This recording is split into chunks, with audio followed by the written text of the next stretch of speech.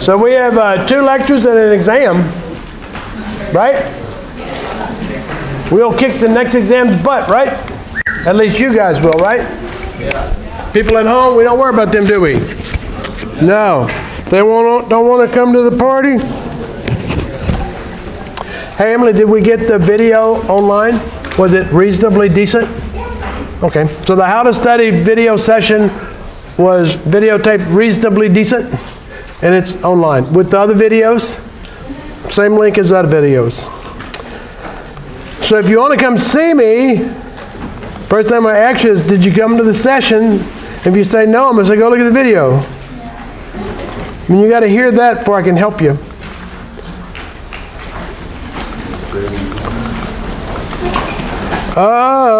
We were on Dharma C. Yep.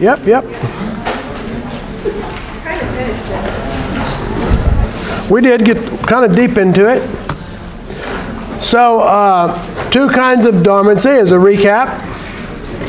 Quiescence and rest. Quiescence is an external factor. You stop watering your plants, they'll stop growing. Hey, that's dormancy. We showed you that Sephora seed, I talked about it, where the seed is inside a very hard seed coat. Plant it in the soil, nothing happens because the water can't get in. Crack the seed coat, starts growing, overcome dormancy. Bluebonnets had that kind of dormancy. That's kind of cool. How many of you are Texans?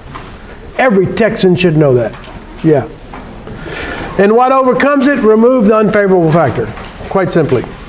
But then we're talking about rest. It's where the plant puts itself into dormancy. In our part of the world, sometimes it is called winter dormancy. It's where plants go into a state of dormancy during the winter to survive the cold. First sign, short days. I think I told you that in September, plants already know winter is coming because they see the days getting shorter. And then we'll have decreasing temperatures. Whenever they perceive the decrease in temperatures, they'll go more dormant, and when they see that first freeze, they go almost completely dormant. It's mainly the hormone ABA that's causing it, abscisic acid.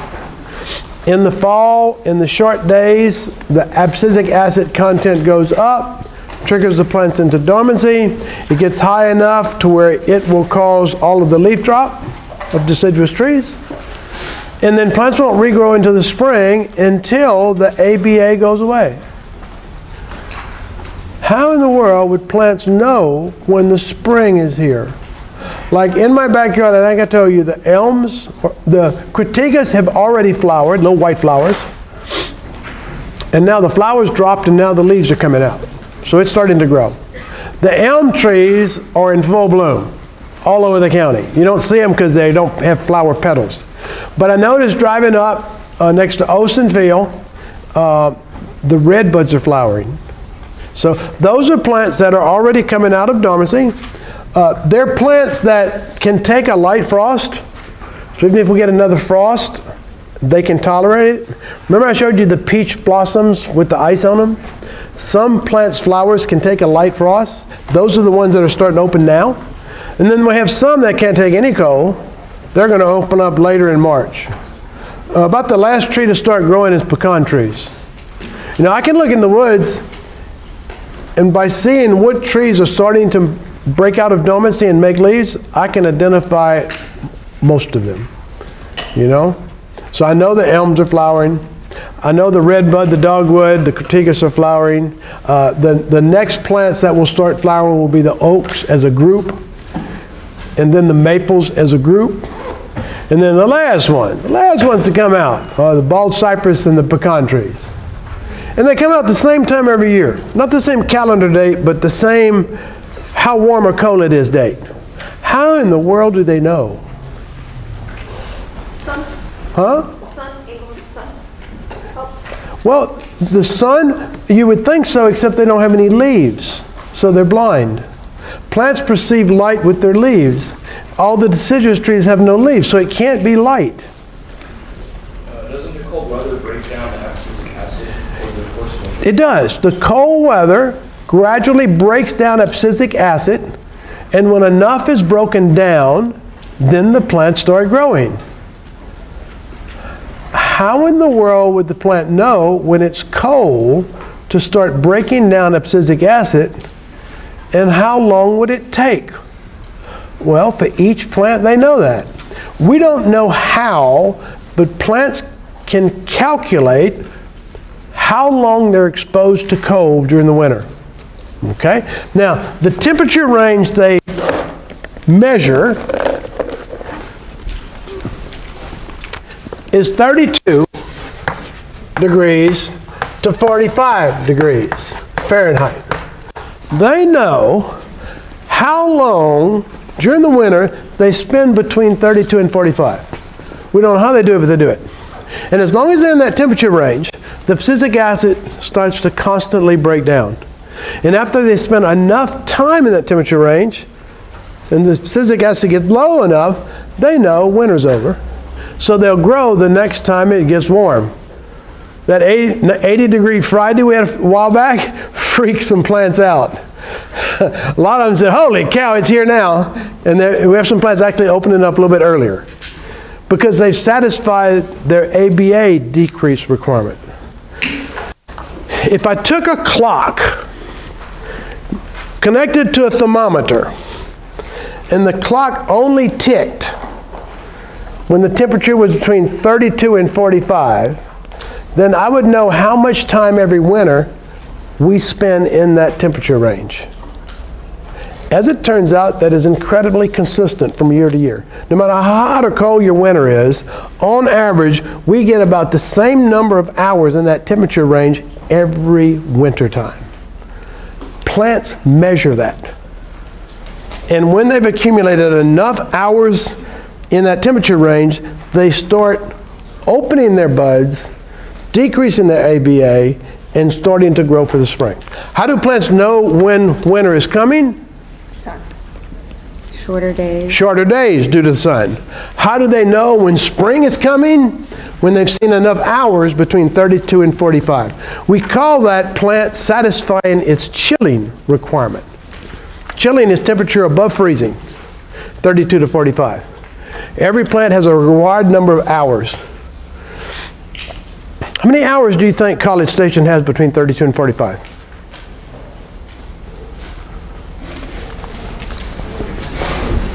We know, because we put thermometers and clocks out, and we've measured it. In fact, folks, we have measured it for every place in Texas. Look on this page. Which page is this? That's the chilling hour zones in Texas. We're in a 600-hour zone. Brazos County, right there. 600-hour zone. How many of you in the Rio Grande Valley? Look down here, 200-hour zone. How many of you in the Panhandle? 1,200-hour zone. What do you think it'd be in Wisconsin?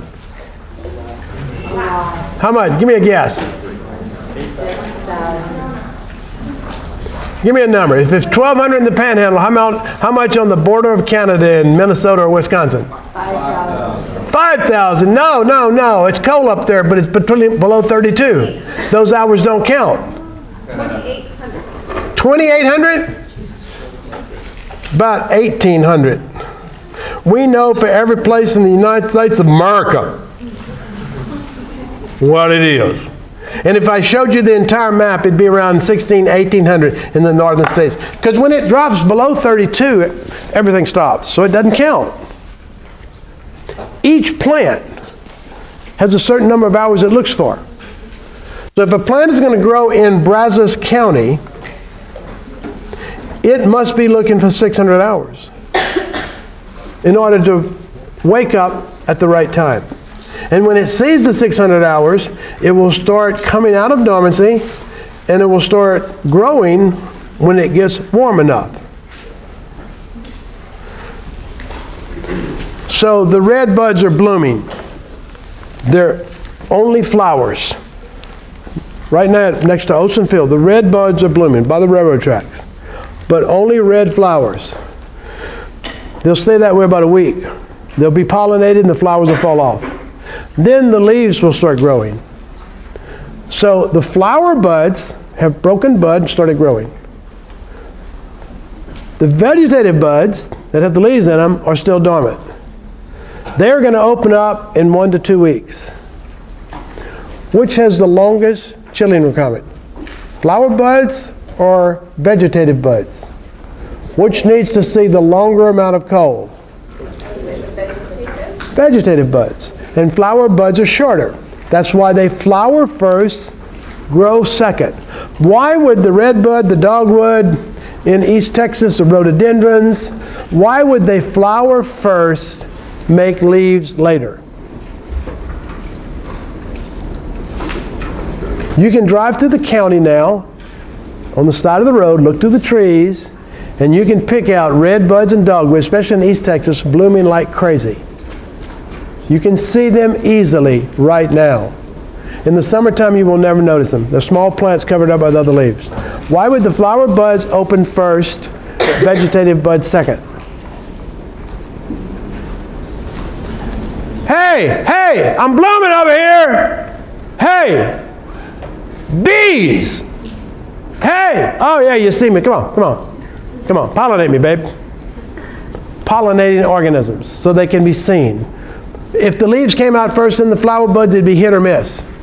You know, there's plants up in there somewhere that are receptive, but now I'm going to stay out here in the meadow. You know? So, flower buds have the shorter chilling requirement, vegetative buds longer. By just a little bit. Okay? We know for every plant its chilling requirement. We know for every place its chilling zone. You must match the plant's chilling requirement to the chilling zone. In this county, you can only plant 600-hour varieties. You can only plant 600-hour varieties. And you're going to plant a different variety in the Panhandle. You're going to plant a 1,200-hour variety. And even a different plant in the Rio Grande Valley. You're going to plant a 200-hour variety.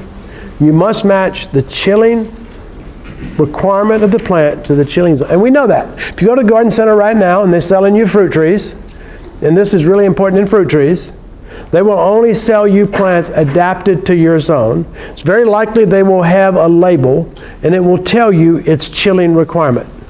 And you match it to the chilling zone. If you match it, everything's fine. Plant will go dormant at the right time in the fall, come out of dormancy at the right time in the spring. What happens if you mismatch it? What if I took a 200-hour variety that's adapted to South Texas and I planted it in Brazos County?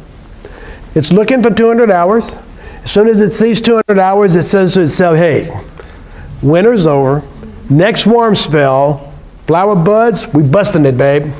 So they're sitting there waiting. When are they going to be ready to go? 200-hour variety in a 600-hour zone. When will they have seen 200 hours?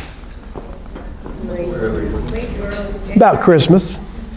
About Christmas, early January. Do we get any warm weeks in late December, early January? Yeah, we've had weeks already in the 70s and 80s. Yippee-ki-yay, let's bloom. Then you get another freeze, kills all the delicate flowers. So if you put a short chilling requirement plant in a longer zone, flowers early, maybe killed. Hey, what if I take a 600-hour variety and plant it in South Texas? It's looking for 600 hours. The most it'll see is 200 hours. When will it bloom? Never. It's totally screwed up. Sitting down there, man. Shouldn't winter be over by now? People are wearing bathing suits and stuff. It's hot. Shouldn't they be over by now? Totally screws their mind. Now, they may grow, but they won't grow right. And one thing that gets screwed up is their flowering. They will never come out of bud. Okay?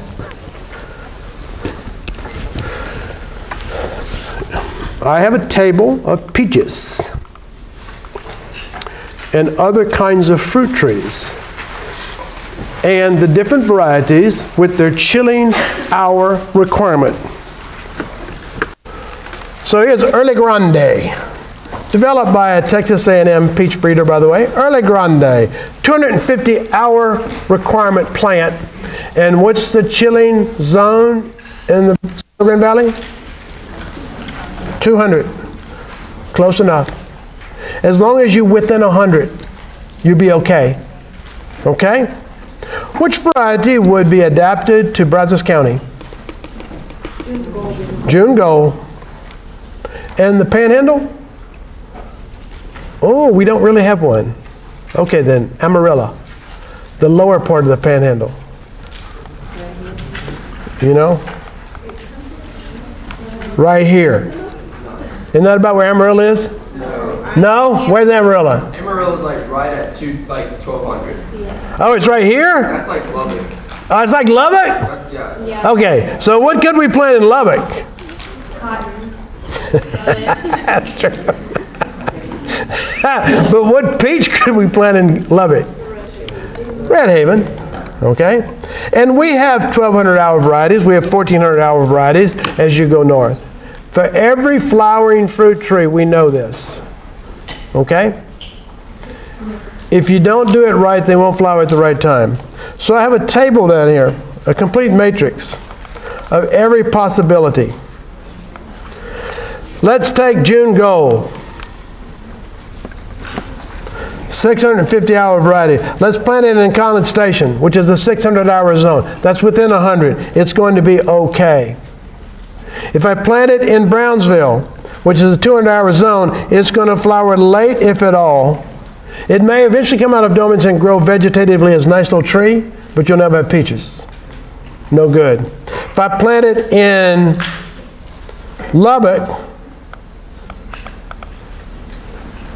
it's going to flower too early, and probably the buds and the young fruit be zapped by a late frost. You want an exam question? Yes. I might say, okay, we have Aggie Maroon Peach, a 625-hour zone, a 625-hour chilling requirement. What would happen if I planted it in Oklahoma? Now you got to know as we go further north, and I'll tell you the chilling zone. What would happen if I planted it in northern Oklahoma, which is a 1,400-hour zone? Flowers super early. What if I planted it in Corpus Christi, a 700-hour zone? Be too late. Okay? So know that. Match your chilling requirement of the plant to the chilling zone, and everything is fine. So if you get, let's say, you know, we like to give plants for weddings and birthdays, plant in your yard. So the love of your life gives you a peach tree.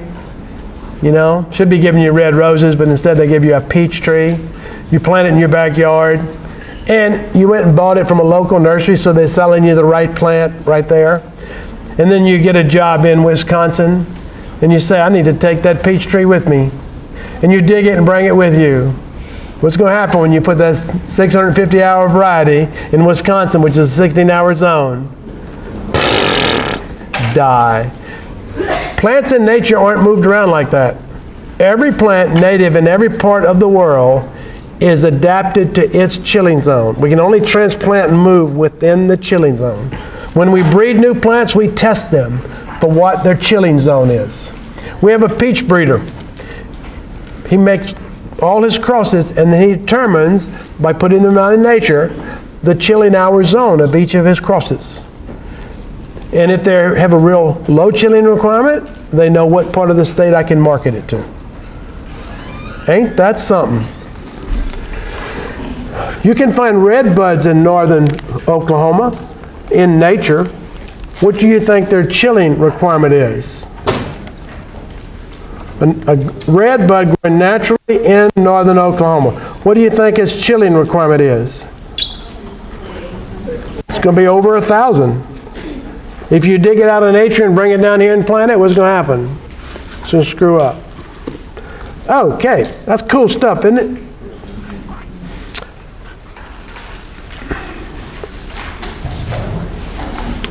So this is what we've been talking about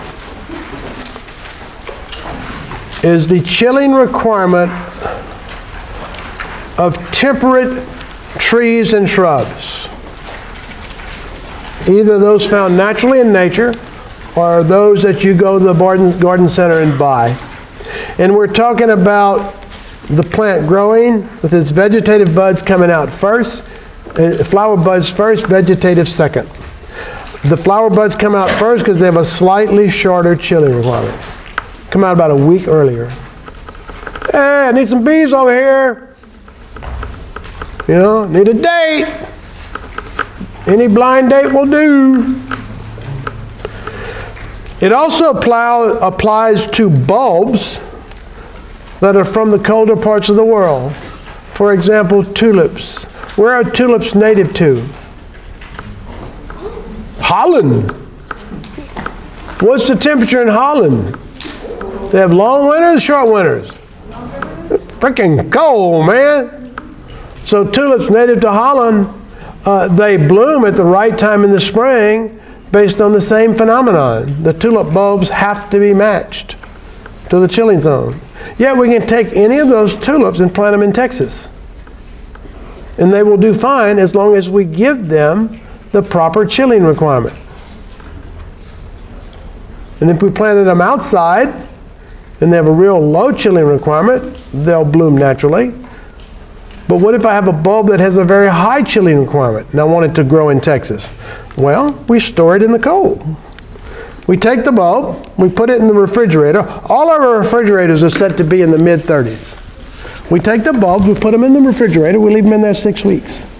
We satisfy their chilling requirement.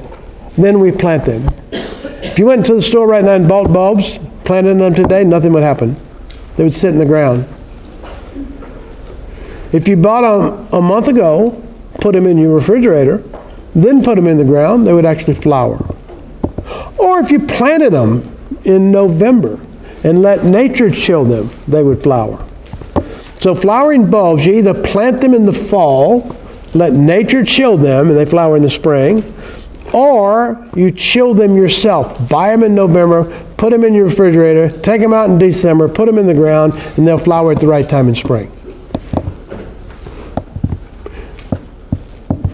If you go to the garden center and bought tulip bulbs today that you wanted to flower, you're going to have to buy pre-chilled bulbs. Bulbs that the nursery stored in the cooler for you. If you go to the garden center right now and see tulip bulbs on sale, I guarantee you they're not pre-chilled bulbs. They're dumping them. And if you plant them, they won't flower. The same thing happens to many northern bulbs. You have to chill them. Plant them in the fall, let nature do it, or put them in your refrigerator.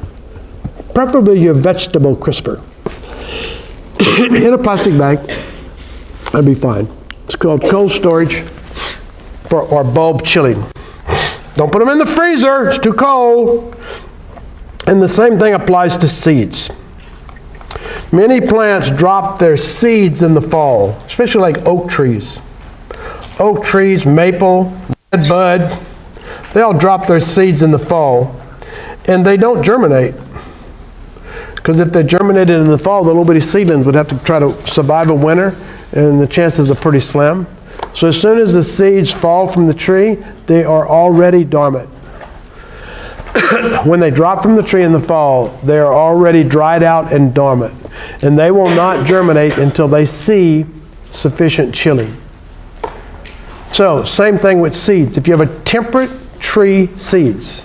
What's a temperate tree?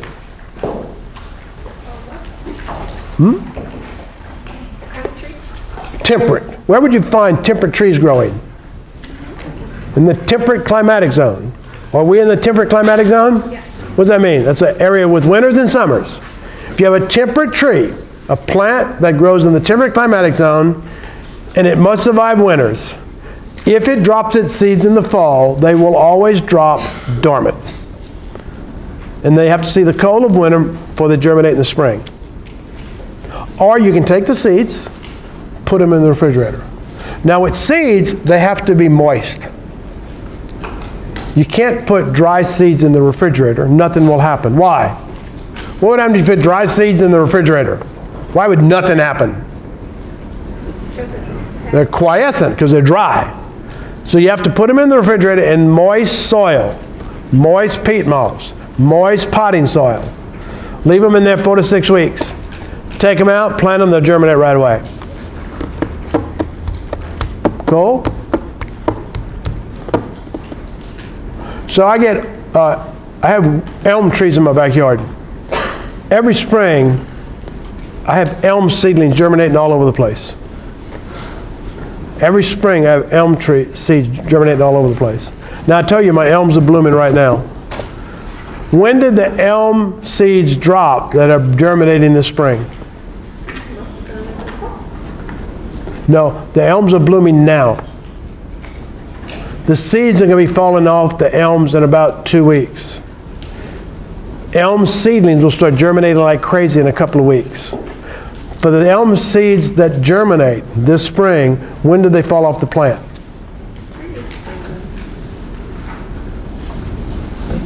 The previous spring. The elm seeds that fall today won't germinate until they see the next winter. But I can collect the elm tree seeds that fall today, put them in my refrigerator, and germinate them in May. We call that stratification. That technique of storing seeds in cool, moist storage to stimulate germination is called stratification. We stratify them in moist soil. Now I don't care what anybody says. All this stuff we talked about today is good bull. That's some good bull. Any questions about temperature, dormancy, and good bull? Can you guys in the back see how red my eyes are? Can you see it in the front? Yeah. Do I look like the devil? No?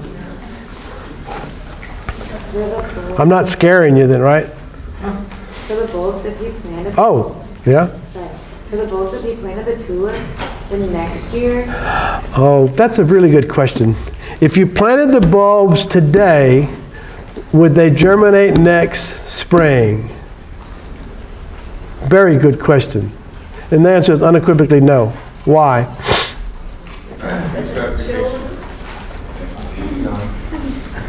Will they die in the summer? They will die. Why? Because it's too hot. They're cool season crops. They will die in the heat of the summer. Yeah, yeah. Now we have southern bulbs, like crocus. They can survive the heat of the summer. You could plant them today and they would germinate next spring. But tulips are northern bulbs. They're a cool season crop. Texas summers will kick their butt. Flat kick their butt. They're gone. They're history. Get out of here, you wimpy plants. I'm Texas. Okay. Last topic on temperature. Vernalization of biennials. Biennial is a plant that grows 2 years. Actually, it only grows 2 growing seasons. It's a plant that starts growing in the fall of 1 year, goes through a winter, and flowers in the spring of the next year. So it has a 2-year cycle, a 2 calendar year cycle, but only lives 6 months. That's kind of freaky. How can you have a plant that grows for 2 years and only lives 6 months? Because to a plant, the year is separated by the winter. They start growing in the fall, they get the cold of winter that triggers them into the flowering mode, and in the spring they flower. Okay? There are almost always rosettes. Rosettes would be like carrot, cabbage, onion, spinach, mustard green, kale. They are our winter crops. We plant them in the fall as fall gardens, and we harvest and by and large eat their leaves. If you ever leave the plants in the ground and let your fall garden go into this time of year, they will start flowering this spring. That is flowering of the biennial. It's called bolting, because the flower stalk comes out of that rosette, called bolting. And you don't want them bolting. You won't buy them in the grocery store if they're bolting. Trust me, if I had a head of cabbage in the grocery store with a flower stalk coming out of the middle of it, so it was a head of cabbage on a stick, you would not buy it. If I had an onion, at the end of every onion is a stem, you would not buy it. So we harvest them in their first year of growth, their vegetative growth, and we harvest them all before they get a chance to bolt. But if you let them stay on the ground in the spring, they'll start bolting. So just know that vernalization is a cold treatment to trigger flowering of biennials. And the flowering process is called bolting. And it's just like stratification. It needs cold, 32 to 45, for about 4 to 6 weeks. In nature, or you can put them in your refrigerator. Bluebonnets are biennials. Bluebonnets are biennials. Bluebonnets have those hard seeds. Remember I showed you the bluebonnet seeds last time? They look like little rocks. You know? So when bluebonnet seeds fall from the plant, they're in the hard seeds. They don't germinate right away. Then gradually something cracks the seed coat. And water gets in and then the seed gets moist. It's a biennial. They'll start growing in the fall. They'll actually germinate and start growing in like November, December. And you'll see little bluebonnet plants out in nature in November, December. And you won't notice them because they're little bitty rosettes growing right next to the ground. They don't stick up very much.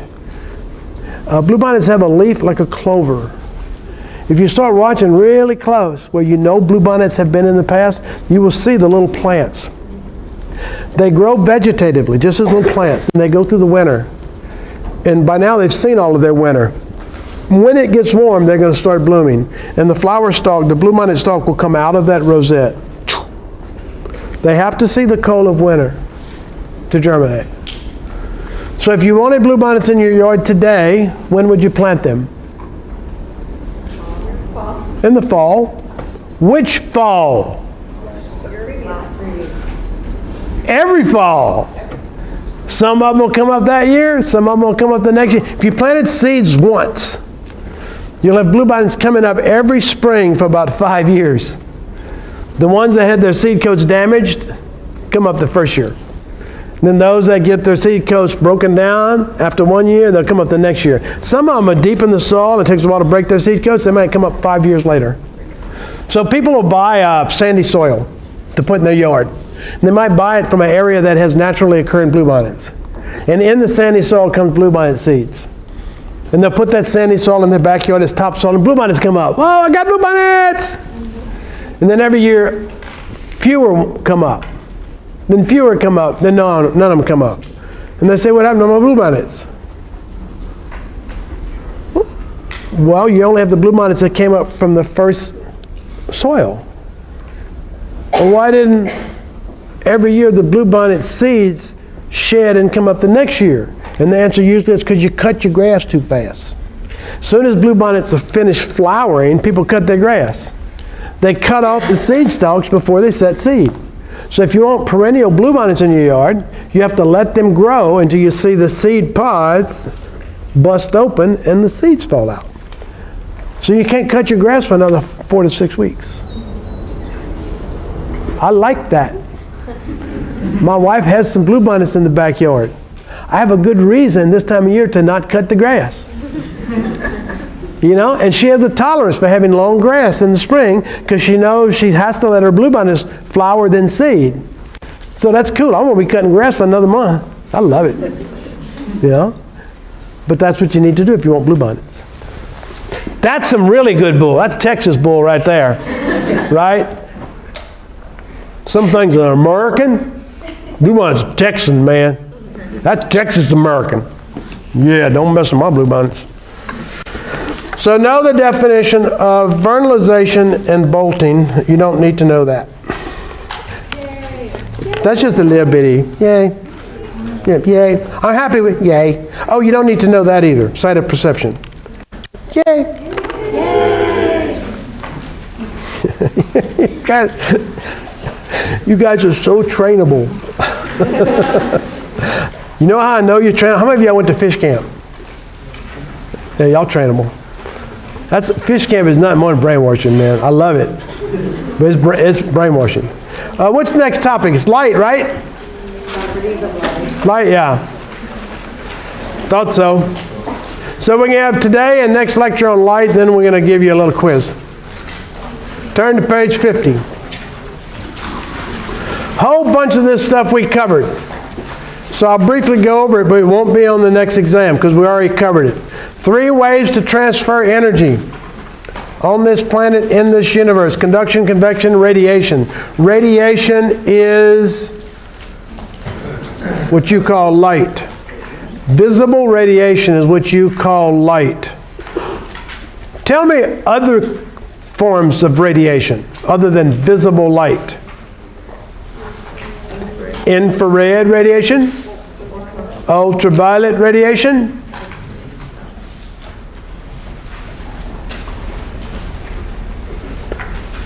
anything that has ray or wave in the name, X-rays, gamma rays, microwaves, television waves, radio waves, those are all forms of radiation.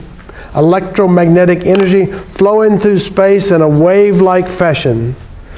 The distance from one peak to the next peak is the wavelength. Visible light happens to be around 400 to 700 nanometers of wavelength. You don't need to know that number. Shorter than visible light is your ultraviolet, which you can't see. Insects can, you can't see it. Then below that, X-rays. Below that, gamma rays. Very, very short. Very, very powerful. You're being bombarded right now with gamma rays. From the sun, by the way. They're so powerful they're going through the building. They're going through the building. You think they're in trouble going through you? Just fell. There's another one. There's another one. They're zipping through you. Every now and then one will hit a chromosome. Hit a DNA molecule just right. Bam. Bust it apart. Break up the A's, T's, G's, and C's. Now you got an abnormal chromosome. You got a mutation, people. That's how mutations arise.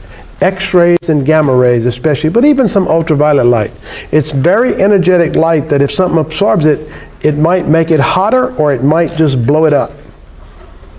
That's why if you spend too much time in the sun, those ultraviolet, X-rays and gamma rays, every now and then one zips your DNA. I went to my dermatologist 2 days ago.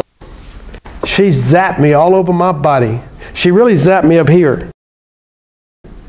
Up here, little lesions, little basal cell carcinomas. Those are all little mutation areas because I spent too much time in the sun, didn't wear a hat enough.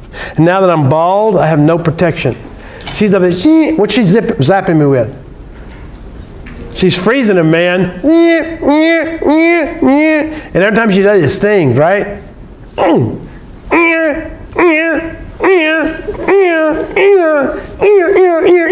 So I got pink eye and red lesions all over my body. I look like the devil with leprosy or something. I don't know. People sitting away from me at the restaurant. Oh, here you go. Is that rain? I didn't bring an umbrella, man. Light. Light. The layman's term for visible radiation you can see. Who's a layman? Who's a layman? An unlearned person. I'm not a layman because I know this. I'm a scientist. Layman would be public. The everyday term for visible radiation you can see as light. But light's only one of the forms of radiation. Light has 4 properties. I'm going to only talk about light by and large. Visible light. And we're going to talk about the effect of quantity of light on plants, the effect of quality. Quality means color. Duration, how long the light is on. Photoperiod, how long is the day compared to the night. Okay? Light quantity, quality, duration, and photoperiod. You already know, oh, I can't ask you that on the exam. We already covered it. You don't have to react to that. I've already covered it. You already know this too. Light energy, radiation in general, can be absorbed, transmitted, or reflected. Leaves are green because they absorb. Leaves are green because they absorb blue and red light. Leaves are green because they transmit or reflect green. So light can be absorbed or reflected. The color of light you see is the color reflected or transmitted, the color not absorbed. We talked about that when we talked about chlorophyll and photosynthesis. We also talked about re-radiation on temperature. We said every heated object will try to cool itself by conduction, convection, and yes, radiation. They will convert heat energy into infrared radiation that's given off. And it's going to be long wavelength infrared, which we can't see, but you can feel, right? If you absorb it, you can feel it. We have a heavy cloud cover today, very heavy cloud cover. The Earth's trying to cool itself off, but the radiation is hitting the clouds and coming back down. So it's actually staying kind of warm today. Now, if the clouds go away, it would be cooler today, especially tonight. You know, tonight that cloud cover will keep the temperature at night okay, about like it is now. But if it clears up, tonight's going to get very cool. So that long wavelength radiation can be affected by the greenhouse effect. That was on temperature lecture, so that can be on the next exam. Okay, next page. How do we measure light intensity? We use what's called a photometer.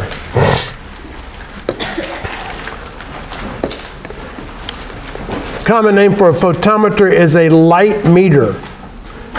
And it measures light in what we call foot candles. Do you have any photometers? Any of you own a photometer? Every one of you owns a photometer. Every one of you has a photometer with you today. Where is it? Well, yeah, your eyes. But I'm thinking of an instrument. Every one of you has an instrument that is a photometer that measures light intensity. Your phone. That's how it determines the exposure. So cameras have photometers, light meters. You can go buy one. When you see a professional photographer, sometimes you'll see them take out this little thing and do like this. That's a standalone photometer to check the light in the room. And based on that, they manually adjust their exposure up or down. They're cheap. You can buy them for $100, $150. Okay? The problem with photometers are they are sensitive to green light. They see mostly green light. Now, outside, it doesn't matter. If you got a lot of green light, you have a lot of every other kind of light too. So outdoors, photometers are fantastic. Outdoor photography photometers are fantastic. But they're mostly sensitive to green light. How would they work in this room? What color light's in this room today? What color light are you being bombarded with right now? We have fluorescent light bulbs. They give off red and blue. What are you being bombarded with? Red and blue. Do you find it bright? Is it bright enough to read? You know why? You can see red and blue. It's not so much red and blue and not enough green where it looks like colored light, but those lights are off-colored. What's the color of those lights? They have a tint. Huh? They're yellowish red. It's called a warm white fluorescent. And we have cool whites that give off a little bit more blue than red, but they're all really colored light bulbs. If I had a photometer on this table looking for green, what would it see? Not much. It'd say, hey, it's kind of dark in here. What will your camera see? All colors of light. So it kind of screws them up sometimes. What about a plant? If I had a plant sitting right there, how much light would the plant see? All of it.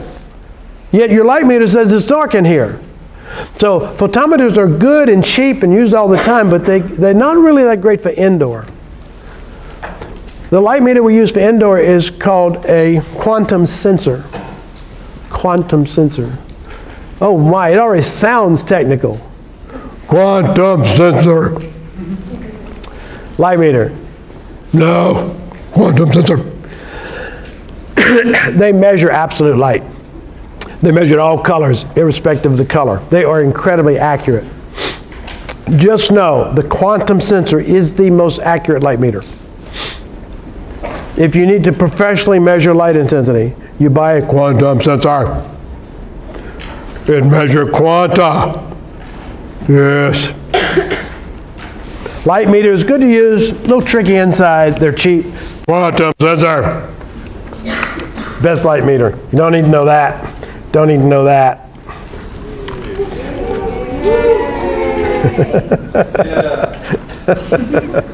There's your sensitivity of your photometer versus your quantum sensor.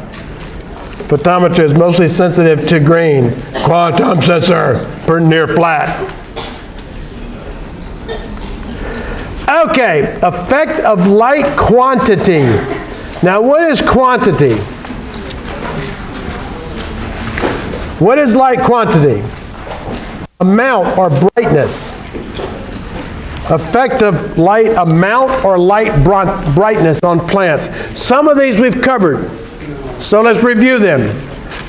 Phototropism is responsive plants to light. Are plants positively or negatively phototropic? Positively. They grow to brighter light. That's a brighter light effect. Photosynthesis. The light reaction increases with light intensity. That's a light intensity effect. We talked about that. Stoma. Open in the light, close in the dark. That's a light quantity effect. Temperature. High light intensity increases temperature. Did we talk about that? Yeah, but temperature is on this exam. So that down can be on this exam, that up cannot. Because we already talked about that in the photosynthesis and hormone lectures. But this is new. As we increase light intensity, we increase temperature. That's our greenhouse effect. Transpiration. Transpiration means water lost from plant leaves. Plants lose more moisture when it's brighter. Why? First of all, it makes them open their stoma, the light. And the higher the light, the higher the temperature, the higher the temperature, the higher the evaporation. As we increase light intensity, we increase transpiration. As we increase light intensity, we increase temperature, therefore we increase transpiration. The secondary effect. Sun versus shade plants. Well, we kind of talked about this in my drug smuggling days. We have those shade plants we grow in the shade, and they have thinner leaves, so they make really good leaves for wrapping fine Cuban cigar tobacco cigars. And there may be a limit on whether you can bring them into the country, and if you do bring them into the country, beyond that limit, or if you just think they're illegal, you're a drug smuggler. If you think you're a drug smuggler, you are a drug smuggler. It only lasted for 15 minutes in my life, okay? Optimum light intensity. Sun plants and shade plants. Heretofore, I've been talking to you about sun plants. I've been talking to you about plants that grow out in the open. Trees and grass and vegetables and peach trees with chilling requirement and biennials that flower. I've been talking to you about plants that grow out in nature in bright light. And I haven't spent much time talking to you about shade plants. Those are the plants that live in forests at ground level. They live under trees. So they have to learn to grow well in low light. So a shade plant has a low optimum light intensity, and a sun plant has a high optimum light intensity. If you take a plant that's a sun plant and you grow it in the shade, it won't grow well. So we have to plant our gardens in full sun. If you plant your garden in the shade, it won't produce as much. Okay? We have shade plants. On which side of my house should I plant my shade plants? North side. Plant them in the shade of the house on the north side. On what side of my house should I plant my sun plants? South side. So if you have a shade plant, if you have a sun plant, there are places to plant them.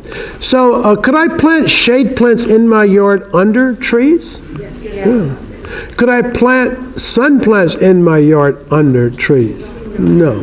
So you have to get a feel for what plants are sun, what plants are shade, and that dictates where you plant them. Okay? And a good landscape architect will know that. In fact, if you go to the garden center, every plant has a label.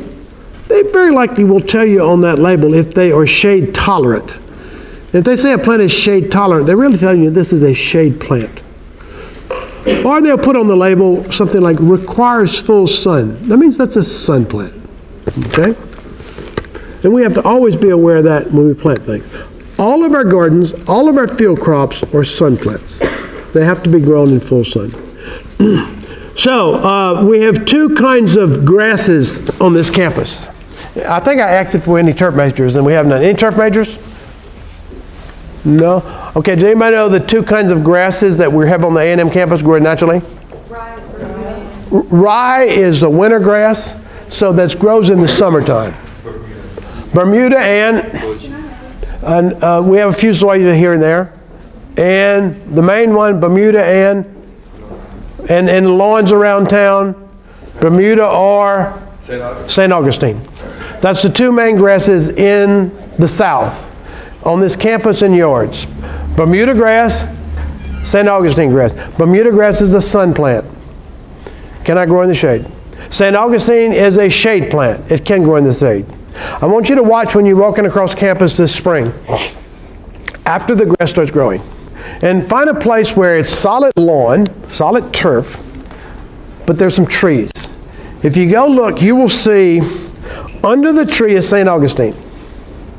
And it will almost stop exactly at what we call the drip line, the outer canopy of the tree. And then the Bermuda grass takes over. Okay? People call me all the time. Hey, I can't get grass to grow under my tree. First question I ask is, are you planting St. Augustine? Ah, put Bermuda. Ain't gonna make it. You have to put St. Augustine. Now, St. Augustine can also grow in full sun. But Bermuda can't grow in shade. So St. Augustine can grow in sun and shade, but it can especially grow in the shade. Couple of terms. Photooxidation. Destruction of chlorophyll by high light. Sunburn. Basically, it's sunburn. The high light destroys the chlorophyll, the leaf gets yellow, may get brown. Photooxidation. What happens if you take a shade plant and put it in full sun? Photooxidation. What happens if you take your house plants and put them inside for the winter and then put them out in the spring, not in full sun, but in too bright of a place? Photooxidation. Okay, if you put a plant in high light, you can start getting the brown-yellow areas. Etiolation. Elongated pale green growth. Etiolation. Elongated pale green to yellow growth. Let's see if we can find a pick. Pick, pick, pick, pick, pick. My friend Google. Photooxidation. Boom. Oh, leaves. Leaves. Leaves. I bet you it's good enough. Images. Images.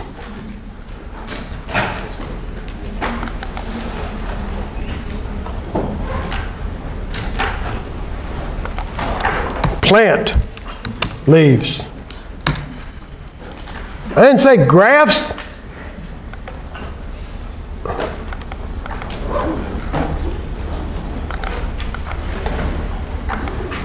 Oh, here's a good example. See how you have a yellow spot and then here is green? What part is yellow? The raised area, like where you had sunburn on your shoulders. That's photooxidation. Right next to the leaf where it slopes away from the sun, it's kind of in the shade. So that would be perfect photooxidation. Portions of the leaf. This would be photooxidation. That's probably the part of the leaf looking straight at the sun. And etiolation, What did I do? Etiolation.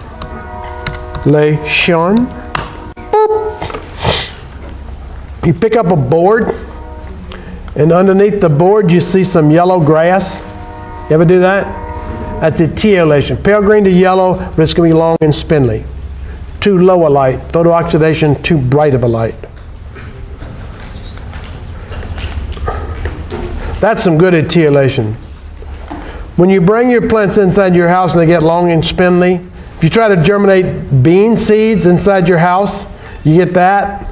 That's etiolation. Plant's doomed. Doomed to die. Then blanching is color development due to excluding light, and we use it for cabbage. What's the, not cabbage, cauliflower. What's the natural color of cauliflower?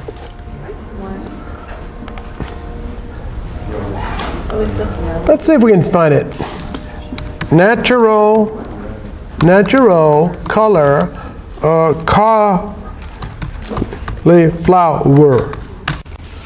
Ah, there it is right there. Natural color of cauliflower is colored, and the most common cauliflower color is green. You won't buy it. Why won't you buy green cauliflower? You think it is not ripe. It's fully ripe. But the American consumer will not buy it.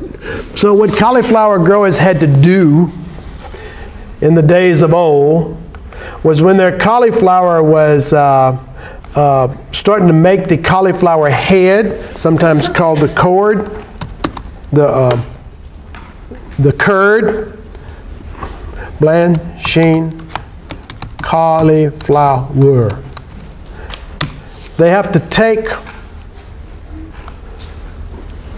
the leaves and tie it around the cauliflower head to exclude the light, so the cauliflower head gets lily white.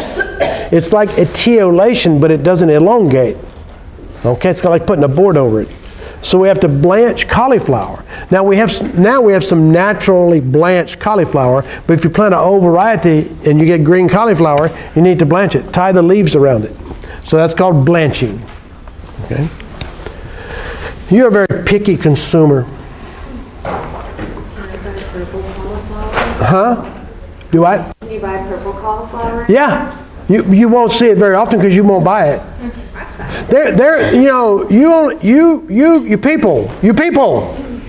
You people. Your tomato has to be red. Your watermelon has to be red. Your potato has to be brown. Every one of those fruits and vegetables, we have almost every other color of the rainbow. We have colored corn. You will only buy yellow corn, red tomatoes, lily white cauliflower. You could get purple, green. Any of you ever go to a vegetable market in a developing country where they're growing the older, naturally occurring vegetables? You see all that stuff. HEB won't buy it because you won't buy it. Yeah. You picky people. Hey, I won't buy it either. They do it in Germany. They do in Germany? Cool. They also do with asparagus. Oh, you can blanch asparagus to make them long and slender and more white and more tender, supposedly. So, yeah, the two things we do blanch are cauliflower and asparagus. We blanch asparagus by just planting it deeper, heaping soil around the sprouts when it's coming up. So, you don't need to, just know the definition of blanching. I want to ask you what plants we do it to. Decreased color development due to exclusion of light. And then the last thing is light acclimatization. Conditioning of plants to low light interior environments. Architects design our buildings and our homes to be about 70-foot candles. This room is probably about, at your desktop level, about 70-foot candles, maybe 80, but certainly below 100. Do you find it bright in here? Do you find it bright? Look at each other's pupils. Are they open or are they closed? Your pupils are open. You gather in more light, you find it bright. When you walk out in full sun, how long did it take you to adjust to the bright light? 2 seconds. 2 seconds. Your pupils close down. So we adjust our eyes to light intensity. We know that you will adjust your eyes and can read comfortably down to 70-foot candles. Plants don't have pupils. They have leaves with chlorophyll. The light is either saturating or it's not. When the light is low, they can't open their chlorophyll pupils and gather more light. So plants are incredibly light sensitive. What intensity of light do you think sun plants need? How high? 1200. How high? Sun plants. 1,200 to 2,000. 10,000. They need full sun. Full sun is 10,000 foot candles. So that the leaves in the middle of the tree get at least 1,200 foot candles. Okay? What light intensity do you think shade plants need? 800. That would be good. They would be happy at 800. Full sun is 10,000. A shade plant would be happy at 800. And what's the lowest you think they could go? Well, how bright is it on a jungle floor? Not very bright. Now you see enough to walk around, but your pupils are totally dilated. It's like you're drunk. Okay? Shade plants need low light. Sun plants need the brightest light. Shade plants are adapted to grow in the shade.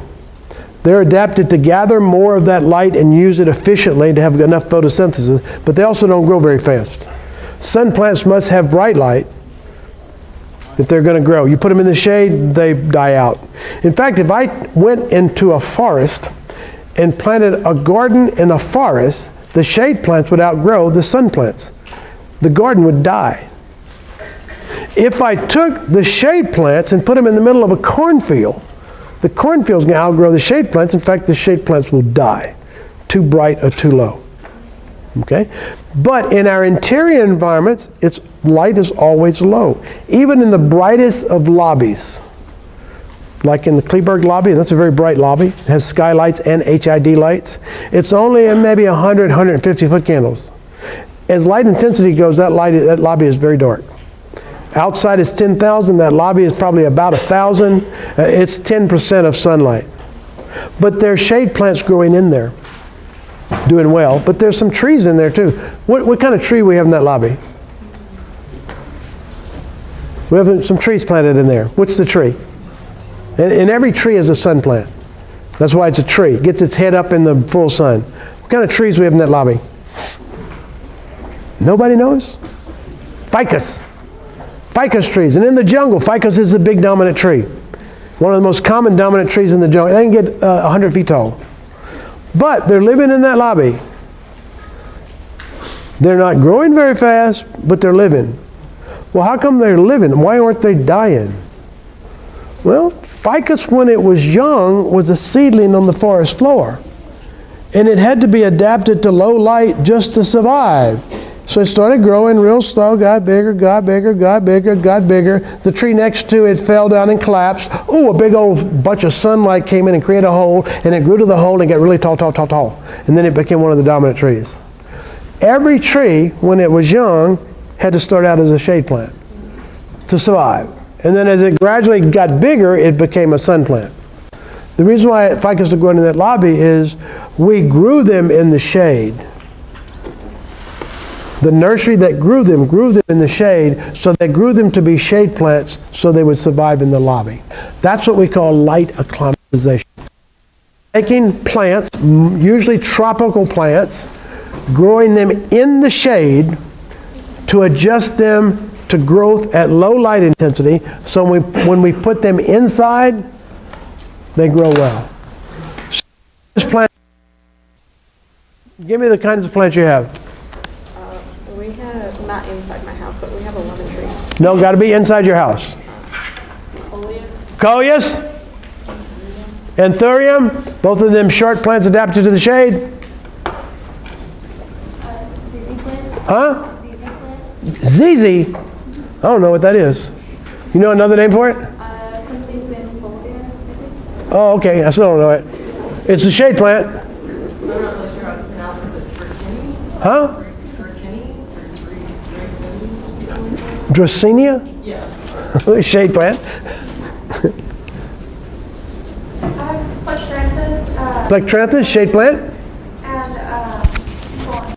And who? Calangio, Kalanchoes.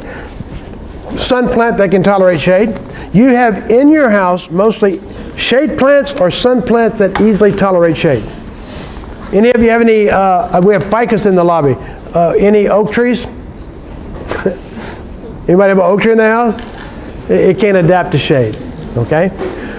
So what we do to grow plants inside, grow those plants, naturally grow them to be acclimatized.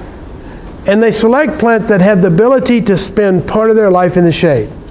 They're mostly tropical plants. The naturally occurring tropical plants on the forest floor, the Dracaena, the Dieffenbachia, the Plectranthus, the ivy, the pothos, the philodendrons that grow the forest floor, you can take them right inside. They're naturally shade-tolerant tropical foliage plants. The trees, the ficus, the palms, or sun plants. If we want to grow them in the shade, we have to make them shade plants. That's light acclimatization. Two ways to do it. How many of you run every week? How many of you run every week? How many of you today could go run a 10K and be competitive? How often do you run? A lot. Okay, so I'm gonna forbid you from running for 6 months. You can't run for 6 months. You can't even walk fast for 6 months. 6 months from now, could you run a 5K competitively? Probably not. You'd be sucking wind so bad. You're conditioned right now for running. All of you that run regularly every week, you're conditioned for running. How many could run a marathon today? Okay, how many could condition yourself to run a marathon in 1 month? Marathon in 1 month. Okay, you would condition yourself for that, okay?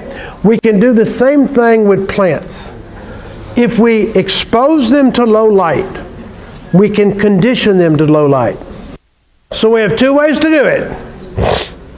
We take the tropical foliage plants, we bring them into this country, we put them in a greenhouse that's covered with very heavy shade, but still 500, 600, 700 foot candles of light. Bright enough for growth, but nowhere near full sun. They get adapted to that shade environment. And then we sell them to the public, you bring them home, they have a chance of living inside with you. Those are tropical foliage plants that are grown to be acclimatized. But also we could take the plant. That's the plant that's exposed to low light every day. It's always ready to go inside. Always ready to run a 5K. But we can take these tropical plants that have been growing in high light, put them in a greenhouse with high light so they grow fast. And before we put them inside, we go into a greenhouse with intermediate shade. So we adjust them to some light stress. Takes about 6 weeks. And then once they adjust to that light stress, then you can bring them indoors. So conditioning a plant to low light is just like conditioning you to jog. One rule of thumb with plants and animals. If you expose a plant or an animal to a stress, it will attempt to adapt to that stress. So there's a lot of tropical foliage plants that we can acclimatize to go indoors. And if we take shade plants that are already acclimatized and acclimatize them even more, they can go into the lowest light interior environments. Every new hotel that's built will almost always do a landscaped interior, and they are very expensive. 6 figures. And the architect has to do this, match the light to the landscape. Some of those plants cost $5,000 or $10,000 each. You can't afford to put something there that's going to die. So that's light acclimatization.